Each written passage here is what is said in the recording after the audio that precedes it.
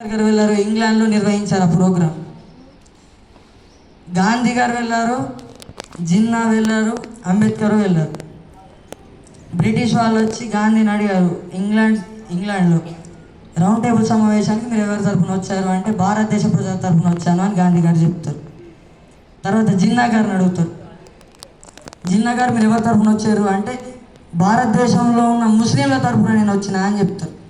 తర్వాత అంబేద్కర్ గారిని అడుగుతారు, అంబేద్కర్ గారు మీరు ఎవరి తరఫున వచ్చారు అంటే నేను భారతదేశంలో పుట్టాను కనుక భారతదేశ ప్రజల కోసం వచ్చిన, భారతదేశంలో మీ ముందున్నటువంటి గాంధీ గారి ప్రకారం అస్పృశ్య కులంలో పుట్టిన నేను, గాంధీ గారు అంటరానితనంగా చూసే మేము అస్పృశ్య కులంలో పుట్టాను కనుక అస్పృశ్య ప్రజల కోసం ప్రతినిధిగా నేను వచ్చాను ఇంగ్లాండ్లో రౌండ్ టేబుల్ సమావేశానికి అని చెప్తాడు.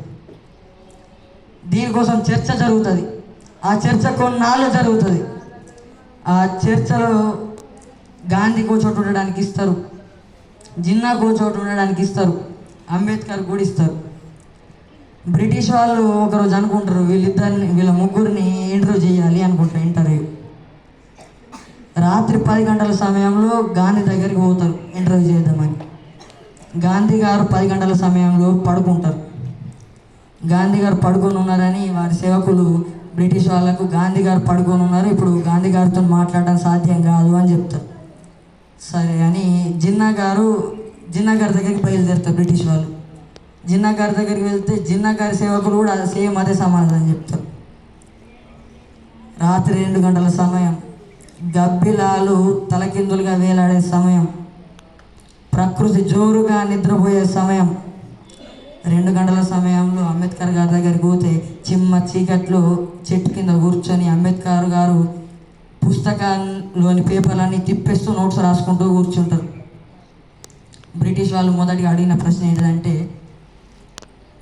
అంబేద్కర్ గారు గాంధీ గారి దగ్గరికి పోయినాం 10 గంటలకే పడుకున్నారంట, జిన్నా గారి దగ్గరికి పోయినాం 11 గంటలకే పండుకుంటున్నారంట, రాత్రి 2 గంటల సమయం అవుతున్నది, మీరు ఇంకా పుస్తకాలు చదువుతున్నారు ఏంటి అంటే అంబేద్కర్ గారు చెప్తారు, గాంధీకి సంబంధించిన ప్రజలు మేలుకొని ఉన్నారు, చైతన్యవంతంగా ఉన్నారు, గాంధీ పడుకుంటే ప్రజలకు ఏం నష్టం లేదు అని చెప్తారు. జిన్నా గారికి సంబంధించిన ప్రజలు మేలుకొని ఉన్నారు, చైతన్యవంతంగా ఉన్నారు, జిన్నా గారు పడుకుంటే కూడా ఆ ప్రజలకు ఏం నష్టం లేదని చెప్తారు. కానీ నా ప్రజలు చైతన్యవంతం లేకుండా ఉన్నారు, పడుకొని ఉన్నారు, నేను చదువుకోకపోతే వాళ్ళు రేపు ఉద్యోగులు రాకుండా అంటరాని వాళ్ళగానే మిగిలిపోతారు, అందుకనే నేను ఈ నిద్రలేని రాత్రులు గడుపుతున్నా. ఇప్పుడు నా జాతి తల వంచుకొనే ఉంది, ఇంకొన్ని రోజుల్లో పాతాళంలోనకు తొక్కివేయబడ్డ నా జాతి భూమి మొత్తాన్ని పెకిలించుకుంటూ ఎర్రని మెరుపుతో ఒక ఎత్తుకు ఎదుగుతుంది.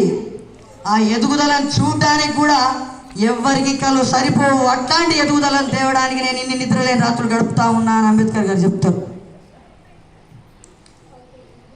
బోధించు, సమీకరించు, పోరాడు. బోధించు, నీకు వచ్చిన దాన్ని ఇంకొకరికి నేర్పు. సమీకరించు, సమయం పాటించి ఇంకొకరికి సహాయపడు. పోరాడు, నువ్వు ఏదైతే అనుకుంటావో, ఏదైతే తప్పు అనుకుంటావో, నువ్వు ఏదైతే కావాలనుకుంటావో దానికోసం పోరాడు.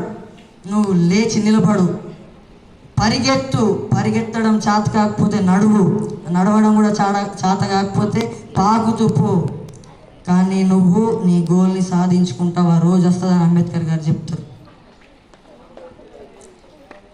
ఆ జాతి కోసం పోరాడిన అంబేద్కర్ గారి కావచ్చు, బాబు జగజీవన్ రావు గారి కావచ్చు, మందరి సమాధి గారి కావచ్చు, వీళ్ళందరి ప్రత్యేక జీవితంలో తెలియజేస్తూ